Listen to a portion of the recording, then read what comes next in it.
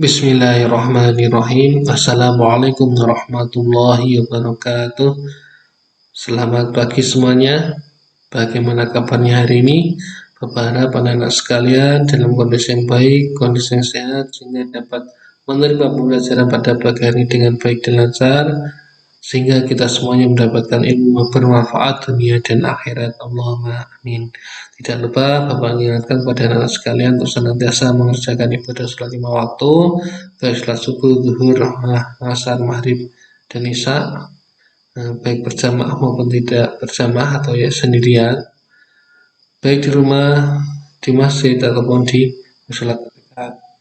Baik, untuk pembelajaran akidah pada minggu ini kita lanjutkan pembahasannya. Setelah minggu-minggu kemarin kita bahas tentang akhlak tercela, pemarah, dan fasik, maka pada pertemuan kali ini kita akan membahas tentang akhlak tercela pilih kasih. Baik, kita mulai. Silakan dibuka halaman 63. Pilih kasih berarti memihak atau bersebelah. Itu cara pengertian. Ya. Pilih kasih merupakan cerminan sikap tidak adil kepada seseorang kepada yang lain. Sikap ini tentu dilarang oleh agama, sebab Islam menjunjung tinggi nilai-nilai keadilan. Pilih kasih biasanya akan terucap dari mulut seseorang yang merasa kecewa ketika seseorang merasa diperlakukan berbeda dengan yang lain, sementara ia merasa memiliki serta status yang sama dengan orang lain yang diperlakukan lebih baik. Akan timbul kekecewaan seseorang sebab ia merasa mendapat perlakuan tidak seharusnya. Itu adalah gambaran dari hal tercela pilih kasih. Pilih kasih dapat menimbulkan kecemburuan, iri, dan dengki, yang merupakan penyakit hati menurut dalam Islamnya.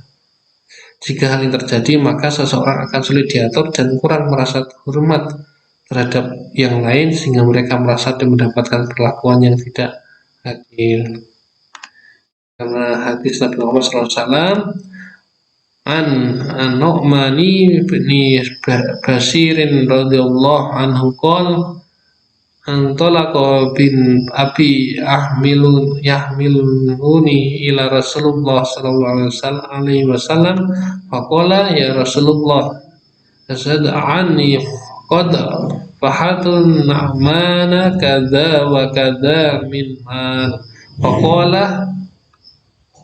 faqala aqul baniga qad nahata mithla ma lahal na'man wala la qala fashhad ala hadha ghairi thumma qala ayasurruka ayakunu ilaika fil birri sawa'an qala bala qala fala idza rawahul Muslim. Artinya dari Nu'man bin Bashir radhiyallahu anhu, bahwasanya ayahnya datang membawanya menemui Rasulullah SAW. Dia berkata, sungguh aku telah memberi pemberian berupa seorang hamba saya milik kepada anakku ini. Kemudian Rasulullah SAW berkata, apakah semua anakmu mendapat pemberian seperti anakmu ini? Ayah An-Nu'man menjawab tidak. Maka Rasulullah SAW bertanya, apakah engkau senang apabila mereka semuanya berbakti padamu yang kepada sama? Lalu ayah Nu'man menjawab, aku mau wahai Rasulullah. Lalu Rasulullah SAW bersabda, kalau begitu jangan engkau lakukan itu pilih kasih. Riwayat Muslim. Jadi maksud dari hadis ini adalah hibah atau pemberian harus diberikan secara adil atau sama rata. Bila boleh membedakannya jika ada alasan tertentu dan dipandang perlu menurut kebutuhan masing-masing. Sebagai gambaran, anak yang duduk di bangku madrasah aliyah membutuhkan biaya sekolah lebih banyak dari adiknya yang masih madrasah ibtidaiyah. Ya, anak yang menderita penyakit membutuhkan biaya yang lebih banyak daripada saudara yang tidak menderita penyakit. Jika pilih kasih terhadap sesama manusia akan menimbulkan dampak buruk seperti permusuhan, kedengkian, kebencian di antara sama, kemudian kalau akibat selanjutnya akan terjadilah permutusan silaturahmi yang disebabkan oleh sikap pilih kasih tersebut. Sebagai orang yang seorang muslim bertakwa, maka seharusnya kita selalu menjauhkan dari sikap pilih kasih dengan cara berbuat adil dan bertanggung jawab terhadap apa yang kita lakukan. Sabar juga melakukan suatu sikap yang akan mampu menjadikan kita menjauhkan dari sikap yang ditimbulkan akibat pilih kasih tersebut. Baik, untuk tugas pada pertemuan kali ini tentang materi pilih kasih, silakan kalian buat ringkasan yang terdiri dari pengertiannya, dalil Al-Quran hadisnya. Yang ketiga adalah akibat dari pilih kasih.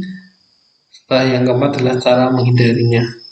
Nah, silakan nanti di foto setelah selesai dengan dikirim WhatsApp WA atau lewat e-learning. Mungkin untuk materi pembahasan materi pada pagi ini cukup sekian dan kurang lebih maaf. Kita akhiri. Assalamualaikum warahmatullahi wabarakatuh.